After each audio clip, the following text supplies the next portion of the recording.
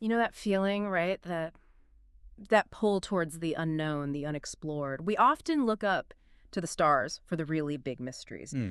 But what if something truly extraordinary, maybe even alien, was happening right here? Not light years away, but fathoms below in our own oceans. That's exactly the core idea and the sources you shared. This concept of an aliens in the ocean Congress. It's captivating, really. It is. It suggests the deepest parts of our oceans, places we barely know, could be home to, well, life from other worlds. Yeah, the sources really dive into it, not just the idea of oceanic aliens, but this alleged Congress research encounters. Right. And comparisons to our own marine biology, their tech, how it might impact things, connections to old myths, the environment. Even interstellar diplomacy happening underwater, possibly near volcanoes or deep-sea bases, Uh-huh. all shaped by ocean currents. It's a lot to unpack. It really is. So our mission here, like always, is to sift through all this information you've gathered, pull out the most compelling nuggets. Exactly. Yeah. We want to give listeners a solid grasp of what these sources are proposing Mm. about ocean aliens without getting lost in, pure guesswork. Okay. Ready to take the plunge. Let's do it. So the fundamental thing is the allure of the deep sea itself. As a potential habitat, it just makes a certain kind of sense, doesn't it? It does. We hear so much about UFOs, right? Yeah. But these sources bring up USOs, unidentified submerged objects. It prompts the question, are they related? Maybe the same things moving between air and water. That seamless transition capability, it implies some seriously advanced tech. And the deep ocean itself. Mm. It's mostly unexplored territory for us, that hiddenness, that inaccessibility. It provides a plausible cover, if you will, for an undetected presence. It really does. And then there's the biology angle. Earth's deep sea creatures, I mean, some of them are just utterly bizarre. Oh, absolutely. They live under crushing pressure, total darkness, near boiling vents. So the sources really lean into this, pointing to our own extremophiles, Yeah. things thriving in conditions we thought impossible for life. Right. And that really stretches the boundaries, doesn't it? If life can do that here, what kind of extraterrestrial life could handle similar extremes in our oceans? These extremophiles, they just shatter our assumptions about where life can even exist. Exactly. That pressure, the darkness, the heat. Maybe those aren't barriers. Maybe for some life forms, they're actually ideal conditions. We might be just starting to grasp the possibilities, the potential parallels with alien biology. But it's not just modern science pointing this way. The sources dig into history, culture, and that's where it gets really fascinating. Mm-hmm. The myths and legends. Yeah. Merfolk, sea monsters, krakens, all these tales of beings in the ocean. And apparently, these old stories sometimes echo modern UFO or USO reports. It suggests a long-running human fascination, maybe even an ancient awareness of something unexplained down there. Could these stories be more than just stories? Well, the sources suggest they might be early attempts to understand things we'd now label UFOs or USOs. Misinterpreted encounters, perhaps, spanning centuries across different cultures. Which brings us to the tech. If there are aliens down there, the sources talk about underwater bases, maybe harnessing geothermal energy from volcanoes. Even influencing ocean currents, potentially. That level of technology, it's hard to even conceive of. Right. Maintaining bases that deep, manipulating geology or currents. It implies capabilities far beyond ours. The sources use this to highlight the potential scale, the sheer impact an alien presence could have. Okay, let's dig into that history a bit more.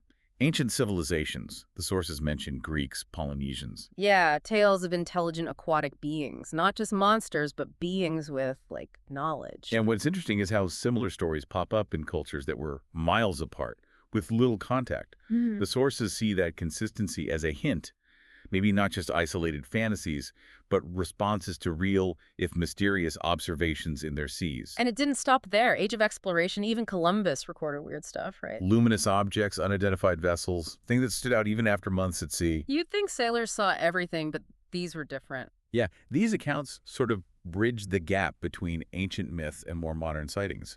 Coming from explorers, sailors, it adds a layer, suggesting something odd has been noticed for centuries. Then fast forward to the 20th century, suddenly USO sightings seem to increase, right alongside the UFO boom. Exactly. And that's when more focused attention, at least in some circles, began. More reports, often from credible people, military, experienced mariners. Which added a new dimension, made people consider the underwater possibility more seriously. But it's not all just wonder and cool tech, is it? The sources raise a really big point. the environmental impact. Yeah, if they're down there, what are they doing to the ecosystem? Could be good things, maybe advanced tech help somehow, but also huge risks. Pollution, habitat damage. Mm. Introducing anything new is tricky. It's a critical question. Any foreign element, biological or technological, could disrupt things in ways we can't predict. Pollution, physical disturbance. It's a major concern raised in these materials. And finally, before we dive deeper, the sources bring up natural phenomena again. Submarine volcanoes. Not just for energy, but maybe as actual habitats. And ocean currents as, like, alien highways. Natural migration routes through the deep. Right. It ties geology and environment together. Volcanoes offer unique chemistry, maybe energy. Currents offer transport. It all paints a picture of how the ocean itself might support or facilitate an alien presence. Okay, so that's the broad overview, really provocative stuff. As we get more specific, what's jumping out at you from these sources? One recurring idea that's quite striking is this concept of collaboration, an Oceanic Alien Coalition. A coalition, not just one species. Potentially. The sources frame it as maybe multiple alien civilizations interacting within Earth's oceans. Okay, an Oceanic Alien Coalition. Why? The sources say it's a response to Earth's unique ocean resources. What's their supposed goal? The main aim presented is, well, cooperation, focused on understanding and maybe even protecting Earth's ocean ecosystems, sharing info, tracking human impact. For long-term sustainability, it says. That seems to be the stated goal, yeah. Whether for our benefit or their own long-term presence. That's less clear. Sounds almost helpful. Or maybe just pragmatic if they plan to stick around. What about these weird patterns biologists are seeing? Synchronized glowing new species. The sources speculate these could be signs of their technology. Mass synchronized bioluminescence might be communication or even manipulating life forms. Wow. And new species. Well, that could point to bioengineering, or maybe just unintended consequences of their being there. It's speculative, but intriguing. And inevitably, the environmental question comes up again. Positive changes versus accidental harm. It's a tightrope walk. Absolutely. Their intentions might be good, according to the sources, but the actual ecological footprint, it's a huge unknown. There's that tension. Advanced help versus unforeseen disruption. Now, the sources also talk about notable representatives of these encounters. First up, UFOs over the ocean. Right. Sightings by Navy crews, fishermen, divers. Yeah. People who know the sea. And they see craft moving between air and water effortlessly. That's pretty hard to explain away, especially with multiple witnesses. That transition ability is key. It implies propulsion tech we just don't have. And the range of witnesses, different jobs, different places, makes it more robust, harder to just dismiss. Then there's the marine biology connection again. Our own deep-sea life, weird adaptations, bioluminescence offering clues about ET life. Extremophiles get another shout-out. Yeah, the parallels are crucial. How life thrives in our extremes gives us models for alien life in similar spots, whether here or on other worlds. Bioluminescence, extremophile survival tricks, they're tangible examples. And back to myths and legends, now framed as cultural reflections, our hopes and fears about the deep. The sources suggest maybe more than just stories, maybe a sort of subconscious long-term awareness of something else down there, stemming from real but misunderstood encounters way back when. So if they are down there, how would we even find them? The sources list some techniques, advanced sonar for anomalies. UUVs, autonomous underwater vehicles with cameras, AI analysis, looking for odd biological signs, like changes in animal behavior. Or environmental monitoring, weird heat signatures, chemical traces. Sounds like a high-tech search party. It's a sophisticated approach, definitely. Using tech and observing nature. Looking for anything way outside the norm, weird structures, unexplained behavior, odd readings, things that might hint at non-terrestrial activity. And they suggest integrating historical accounts, legends, with this modern tech, like using old stories as a rough map. That's a fascinating angle. Cross-referencing myths with data could maybe highlight areas for closer investigation, adds a historical layer to the science. Okay, let's get into some case studies. Anomalous geometric structures near the Mariana Trench. That sounds specific. Yeah, and weird bioluminescence in the Pacific involving synthetic compounds, plus encounters by divers, submariners, seeing sleek metallic craft, experiencing electromagnetic interference. That's quite a list. These are the kinds of reports that fuel the hypothesis. Geometric shapes suggest artificial origins. Synthetic compounds hint at tech. Direct sightings with EM effects. That's more immediate, though often anecdotal. And environmental studies showing biodiversity shifts in those same areas, that connects back to the impact question. Absolutely crucial. If ecosystem changes, correlate reliably with these phenomena, it suggests a real-world effect meeting serious scientific study. It moves beyond just sightings. And submarine volcanism keeps coming up. Potential habitats. These geological hotspots seem important. Consistently, yeah. They offer energy, unique chemicals, minerals, maybe ideal for non-terrestrial biology, or just good places for bases, energy, resources, natural cover. We also get eyewitness accounts from fishermen. Strange lights, weird creatures they've never seen, things messing with their fishing. These accounts carry weight, don't they? Fishermen know the ocean intimately. When they see something totally outside their experience, it's compelling, a valuable ground-level view.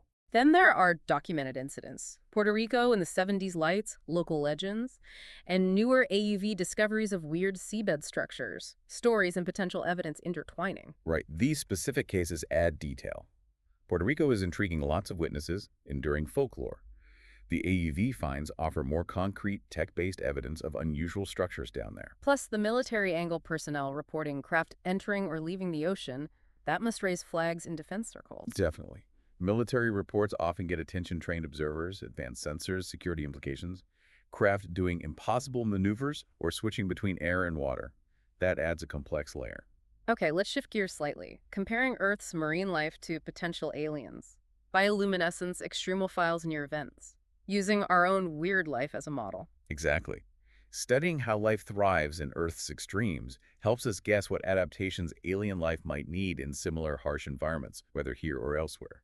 It gives us a framework. And even interstellar diplomacy, finding parallels in, like, fish behavior, that's a stretch, maybe. Huh.